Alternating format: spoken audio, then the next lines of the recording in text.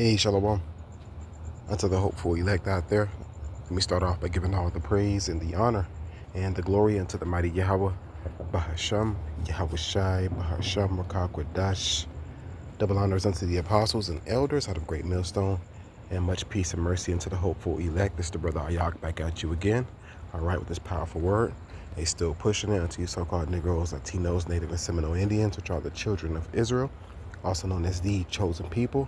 All right, and nothing has changed. We are chosen people, from before time, and we are still those same people today, man. A lot of things we deal with in the before time that we're dealing with now, and you open your eyes to these things, the more you read, because reading is fundamental. And when you think about fundamentals, man, that's your strength, man. All right, you think about boxing since the match just popped off. What was that, a week ago, I believe, with Crawford and Canelo. And, not really speaking specifically on that match, but, a fundamental boxer, man, he had that fundamental work that he's able to put those skills, the jab and this and the third, it pays off in the long run. So the reading is going to pay off in the long run as well, man. All right. It reminds me of the basketball player that's in the Hall of Fame, Tim Duncan. They used to call him Mr. Fundamental. All right, he just hit you with them fundamentals. You hear he go this way. You're too far away, he do this. He just has some fundamentals about him. So which always it's hard to beat him. You know what I'm saying? And that's the thing with us. It'll be hard to defeat us. In any way. When we have these fundamentals about ourselves. All right.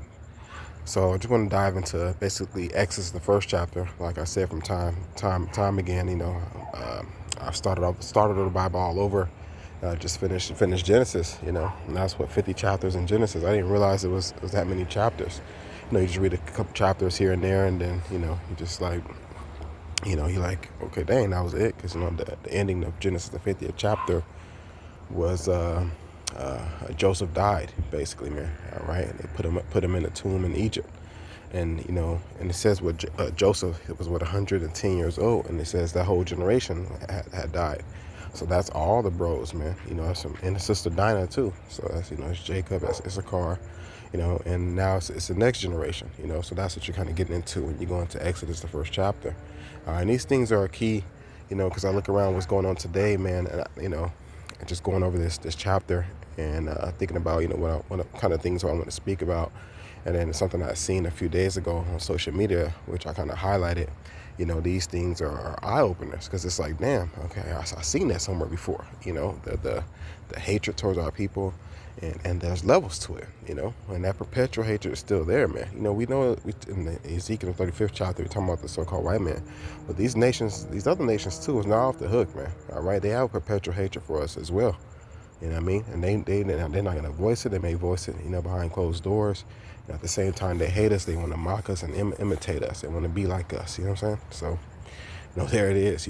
They hate us because they ain't us, man.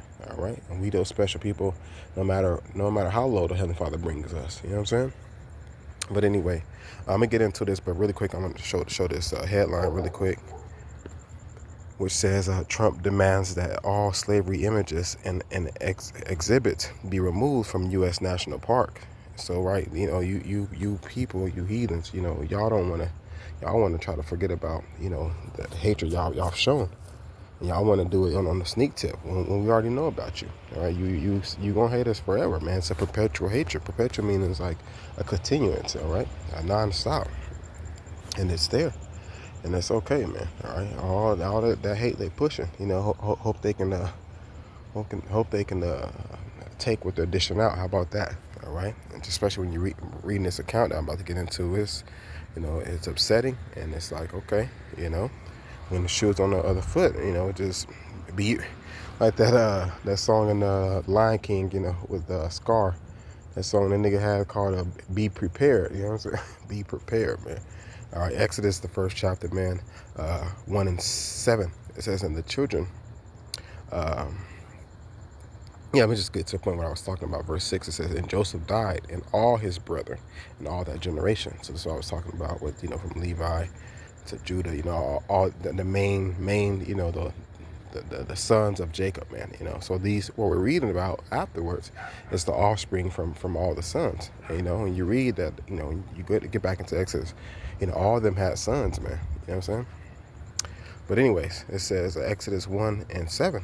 All right, and the children of Israel were fruitful and increased abundantly and multiplied and waxed exceeding mighty, and the land was filled with them. So everywhere we go, we just keep popping up, man.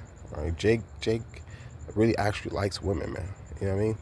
That's why, got some countries right now asking for us to come over there and help them populate, because their population is not increasing.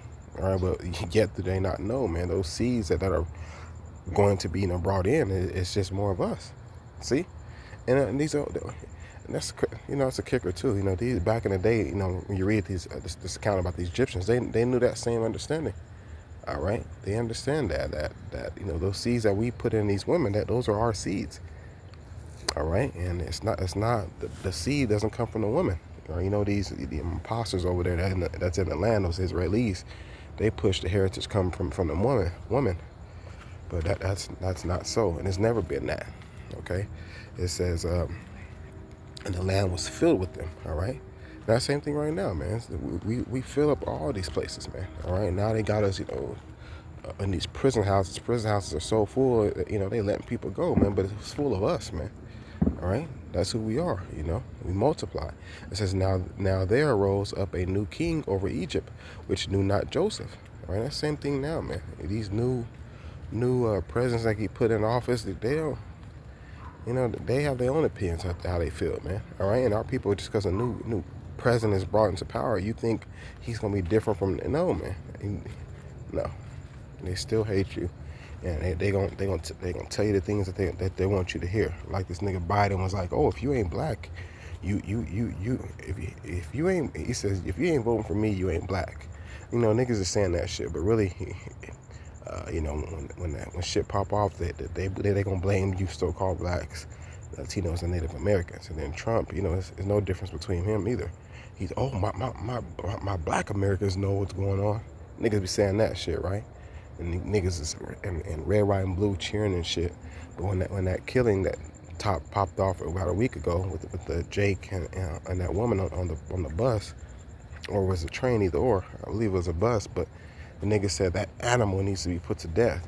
So that's really how they feel about you. We're like animals, savages, as they call us, man, monkeys. All right. It says the new king of Egypt, which knew not Joseph, and he said unto his people, behold, the people of the children of Israel are more and mightier than we. All right. It says, come and let us deal wisely with them, and that's they dealing wisely with us today, man. Using us. Now they got their Planned Parenthood and all these, different ways of brainwashing us. Got us thinking that they're with us. Like I always say from time to time, you singing that national anthem, you singing the Pledge of Allegiance. You putting your hand on your heart, saying the our flag and our this, our that, but it ain't our shit. This ain't our shit, man. All right. It says, let us deal wisely with them, lest they multiply, and it come to pass that when there falleth out any war, they join also unto our enemies and fight against us, and so get them up out of the land. And that's one of their fears. We outnumber them. And they think, well, we get into some shit, and they join them, we're gonna be even more outnumbered. So they try to play both fields. And now they got us joining their militaries to stand at third. Got you playing on an Olympic team, and now you know what I mean? Have you getting some type of dignity for this place, some type of love and an emotional attachment to this place, man. This shit is by design, bro. That's why it's brought out from time to time. Their constitution, all that shit, that's not including us. See? But they try to, have you turn a blind eye to it and just use and abuse, man. Verse 11, therefore, they did set over them taskmasters to afflict them with their burdens. All right, now they got us. That same thing today, man. All these quotas and shit niggas be wanting to meet. They got Jake doing all type of shit, putting their burdens is upon us, man. Right? We got to make them feel good. We got to, be their personal trainers, get them fit. We got to, let them use our melanin so they can be non, all these, it's a lot of stuff, man. All right. And it says, he set taskmasters over them to afflict them with their burdens. And they built for Pharaoh treasure cities, Pithom and Ramses. All right, all the same thing now. We build all these beautiful spots that they got going on. It's us, man. All right. But the more they afflicted them, the more they multiplied and grew. See, it's like, damn, man, we hate them and we gonna use them and abuse them, but they still growing. So it just shows that what he told Abraham and Isaac and Jacob, man, that seed should be as the side of the seed, man. And ain't nothing you can do about it. Now they trying to sterilize you and all these other aspects they're trying to do, man. And we're aware of these things. All right. And they were grieved because it says, and they were grieved because the children of Israel. Wait. Yeah, the more they afflicted them, the more they multiplied, and they were grieved because of the children of Israel, right? Which goes into the Georgia Guidestones. And the Egyptians made the children of Israel to serve with rigor. And that word rigor goes into, it's like a harshness, and it goes to, if you dive a little bit deeper, it goes into dangerous conditions, man. The conditions that you can get extremely hurt, man. Right? Same thing now. It got us working in caves and got our people out here cleaning and all these, and the elements is hot as hell, and it got us out here, wiping their windows, making streets and building all their shit, man. And that's how they gonna be too, man. We're gonna have them serve with rigor. See, and the Egyptians made the children of Israel to serve with rigor. And right now, these are the modern day Egyptians, man. All right, which is with Egypt is house of bondage, and these are just Egyptians around here, man. All right. And if you go back to Genesis, man, it says it was abomination for them to be even sitting down chopping it up with us, which gives you the insight going back to the 40s and 50s. That's how it is. You're not gonna be seen together with these heathens dealing with us like that. We better be out there working, and we better be on the opposite side of the street. We better not drink out of the same water fountain, and more to it, man. It's way more deeper than that. All right. It says, and the king of Egypt spake to the Hebrew. Wait, let me see. No, sorry, verse 14. And they made their lives bitter with hard bondage. See, our lives is bitter today, man. Where you get this little 2 days off per week, and it ain't even nearly enough. And mortar and bricks, and in all manner of service of the field. Got us out here in the field, man. All right, all their service, wherein they made them serve was with rigor. So that's how they had us, man. All the things that had to do with all dangerous and tough ass conditions, man, and basically jobs that they don't want to do. All right. And the king of Egypt spake to the Hebrew midwives, of which the name of the one was Shipra, and the name of the other was Puah. And he said, when ye do the office of a midwife to the Hebrew woman, and see them upon the stools, if it be a son, then ye shall kill him. But if it be a daughter, then shall she live.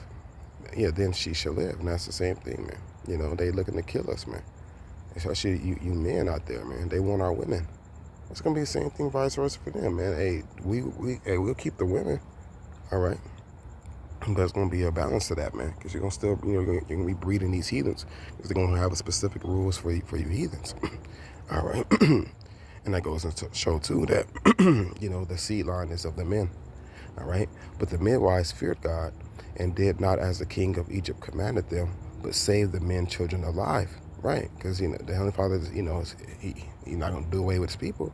It tells you that was in Jeremiah the 31st chapter, man. All right. And the king of Egypt called for the midwives and said unto them, why have ye done this thing and have saved the men children alive? And the midwives said unto Pharaoh, because the Hebrew women are not as the Egyptian women, for they are lively and are delivered ere the midwives come in unto them. Therefore God dealt well with the midwives, and the people multiplied and waxed very mighty. Man, and that remnant's gonna come out of that mighty amount of people, man. How about that? And it came to pass, because the midwives feared the Most High, that he made them houses. And Pharaoh charged all his people, saying, that's beautiful, man. Even in those situations where you fear the Most High, he gonna make a way for you, man. And that's just, that's a nugget right there. The brother Kasai always talk about finding nuggets in the scriptures, man. And Pharaoh charged all his people, saying, every son that is born ye shall cast into the river, and every daughter ye shall save alive. So just imagine living at that time, man. You know, you have a son, and you in fear that, he gonna get tossed into the river, man. Right? You think the little baby gonna be able to swim? No, man. It's just heavy, man. These type of things they wouldn't want to put upon themselves, but they inflict on people, man. All right. So just like I said, reading is fundamental. It helps you meditate terror, and it gives you the hindsight as far as the backdrop of, and what we came from, and look how we are today. And it just shows we're in need of a savior. All right. I'll leave it at that just for right now, man. And like I said, I seen a quote from a brother today that said, he said hard work pays off, man. All right, and that's for anything in life. But if you're the hard work in the scriptures as well, man. If you go into the study, going to breakdowns, you're going to words, you're watching elders videos, going to breakdowns, or you're just reading, getting your own understanding better so you can comprehend better. Hey, this is going to pay off, man. Okay, I'm gonna leave it at that, and Lord willing, I'm able to continue to push. Until next time, shalom.